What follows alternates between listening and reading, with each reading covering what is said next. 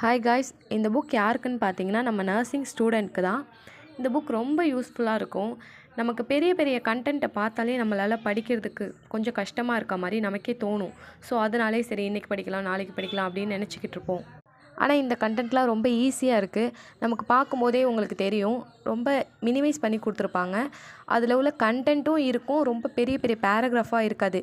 நமக்கு இந்த மாதிரி பாயிண்ட்ஸாக கொடுத்துட்டா நமக்கு படிக்கிறதுக்கு ஈஸியாக இருக்கும்.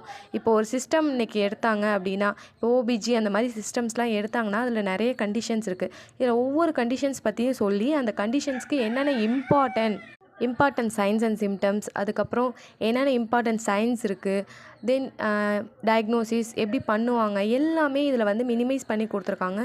ஸோ நமக்கு பார்க்கும்போதே இதெல்லாம் வந்து ஈஸியாக இருக்க மாதிரி உங்களுக்கே தோணும்.